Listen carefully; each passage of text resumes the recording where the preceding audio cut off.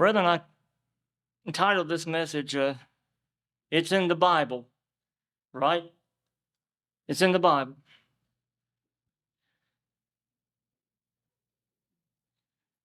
Brethren, it was a revival week at this particular church that I attended some years ago.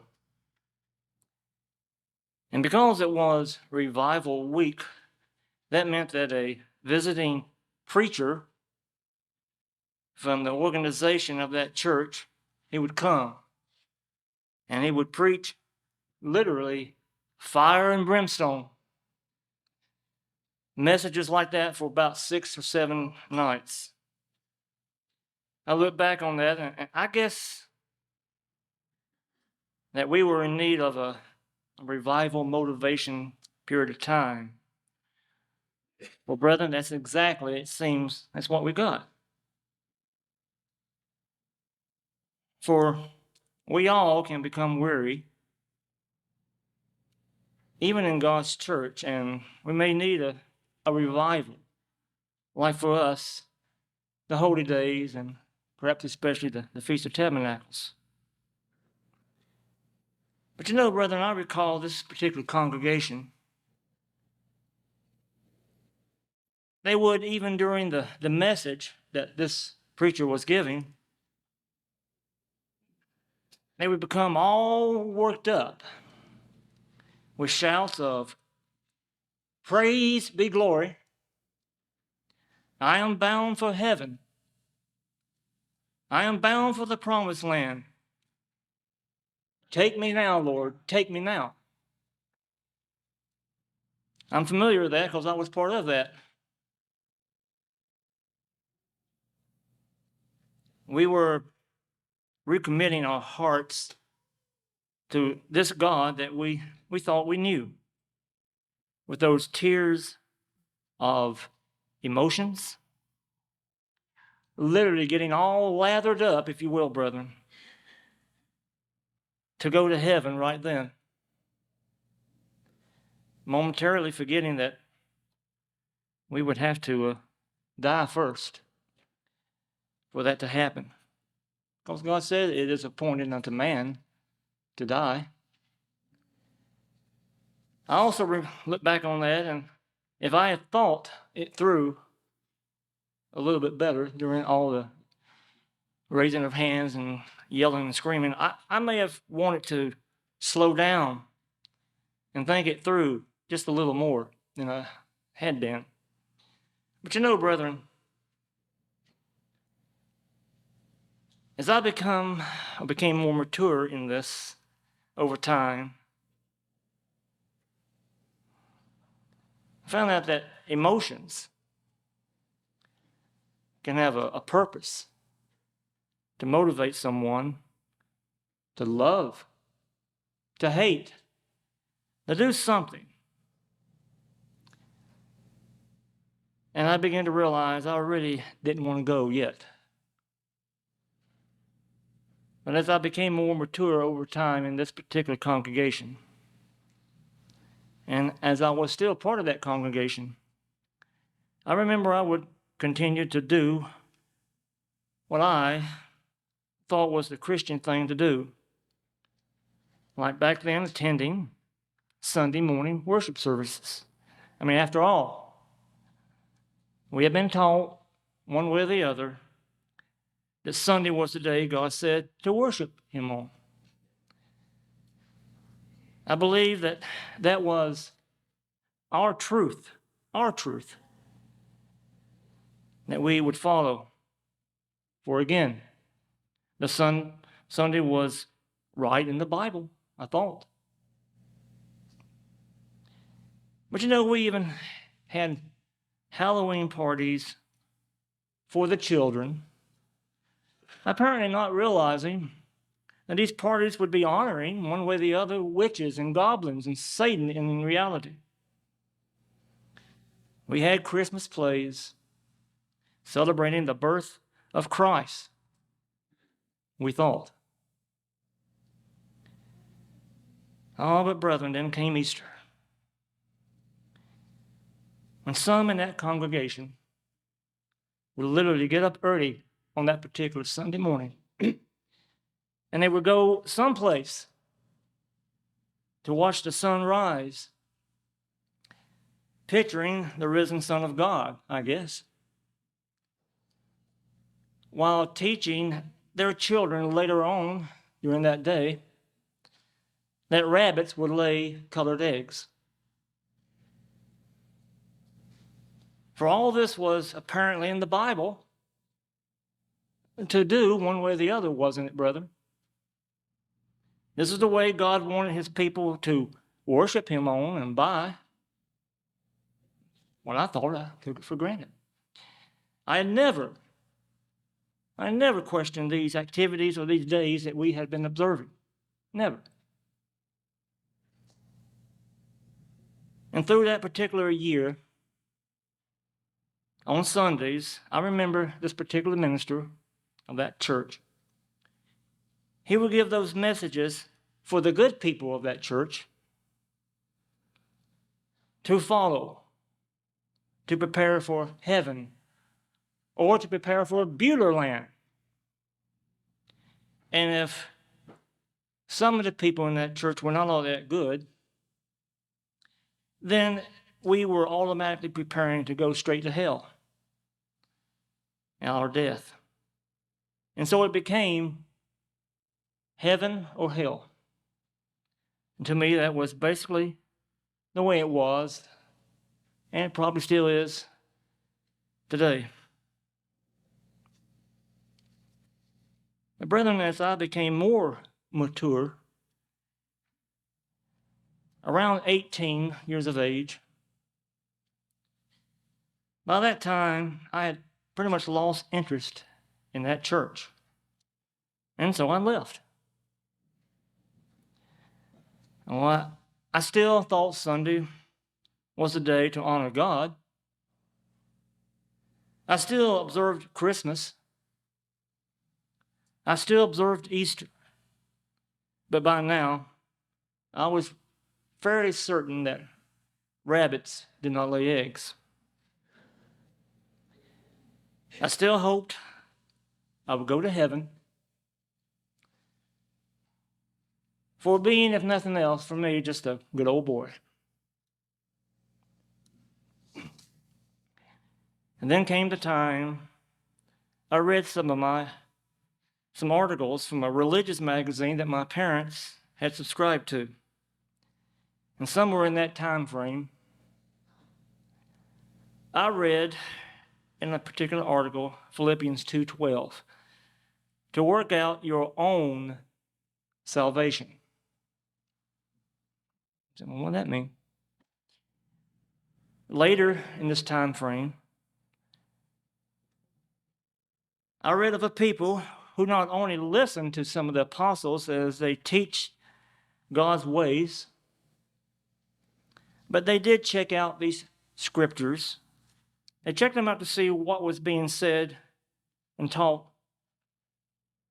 that it was so, not necessarily that it wasn't so. Because it says, for they received the word with great eagerness, examining the scriptures daily. Well, I had never done that. Never done that. I had grown up taking for granted that the minister of that church that I had attended for many years, while he knew where all that we had been doing and believing over the years, he knew where it was at in the Bible. Well, I didn't need to know that. I realized for many years, I personally had just been going along for the ride, accepting everything I heard. Until I found this scripture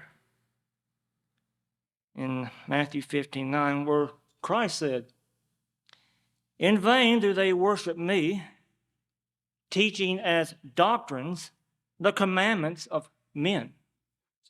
Commandments of men.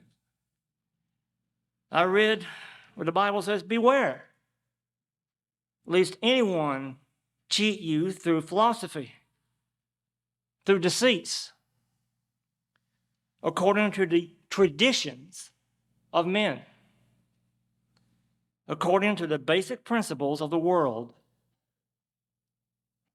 and not according to Christ. Any of us in this room today or out there fairly new to this truth,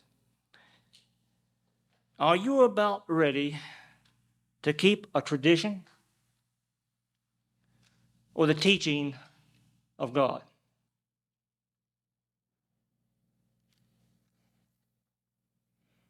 Christ said, "Why do you call me Lord, Lord, and you don't do the things which I, Christ, say?"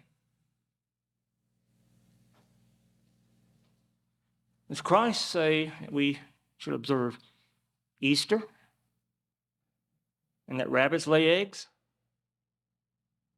Or does Christ say to observe the Passover and the days of unleavened bread for our good, for they are rich in meaning and understanding?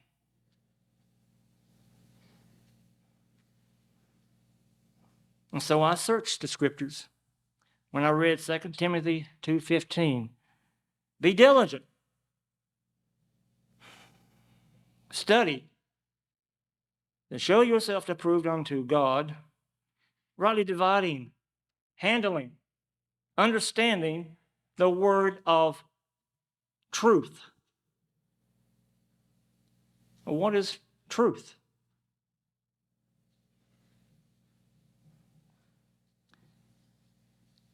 Christ was praying to his Father. In essence, he said, "Your word, Father, is truth. For your truth will make men free."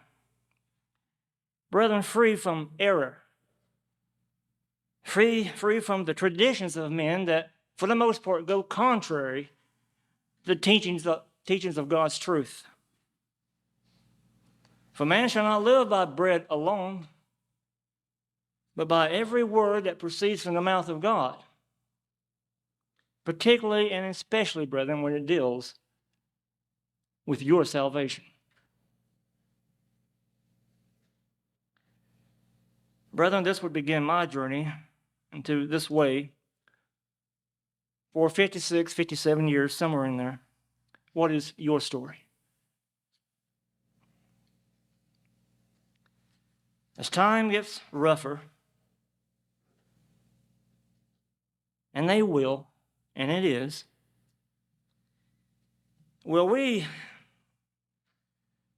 kind of just want to blend back into the crowd, to return to the ways of life that for most of us that we came out of?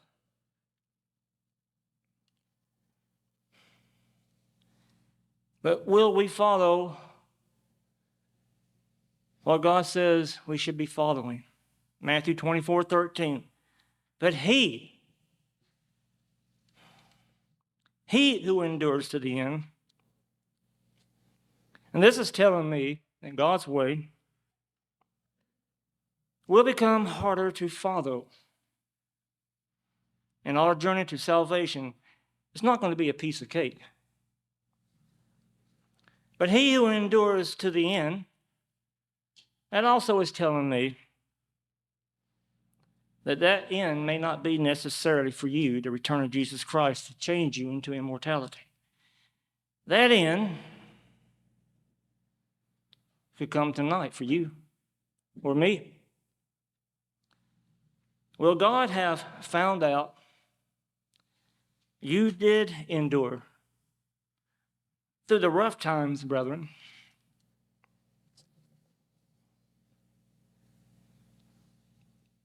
I'll get through this.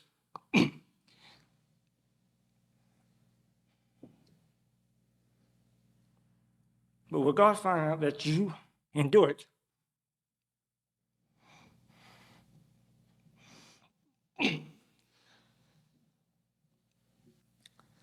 through rough times?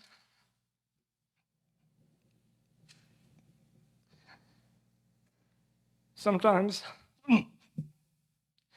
not necessarily receiving a complete answer.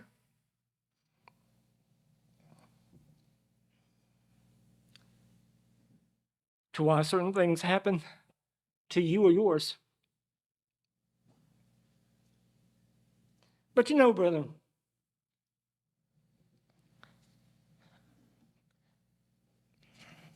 God must know your heart. For brethren, he must know it better than you think you know it yourself, so that he may give you eternal life in his kingdom. And I wonder sometimes, brethren, do you consider God's truth you have been given? We all have been given a blessing, worthy to endure this life, especially as this existence continues to grow more wearisome and difficult to sometimes even want to follow. Is God's grace, is his promise, is his plan, is his favor to you good enough for you to keep going forward?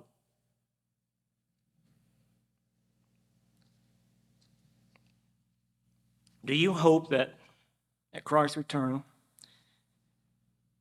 you will see this come true to you because you endured? That your eye will see, your ear will hear, and your heart will know the things that God has prepared for you, has promised you, has come to you. Now, I could go on and on and on,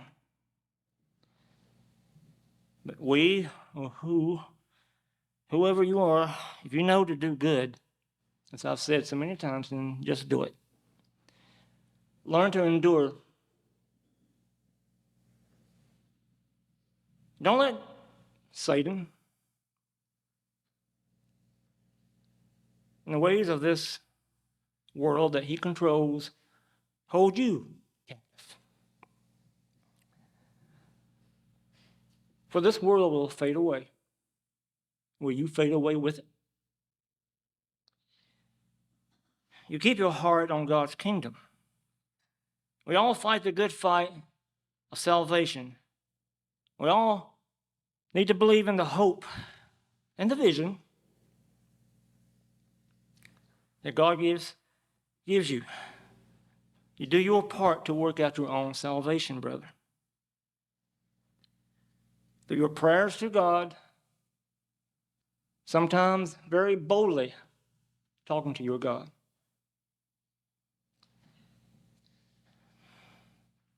To your study of his word so that he may return his answer to you. Sometimes you may not really get an answer. Will you work out your own salvation through your service to each other? If all you can do is pray for someone else. And will you learn to endure patiently? For God's promise to you, so that he may give you life forevermore that will come. What will you do, brother? For in the end, the choice is yours.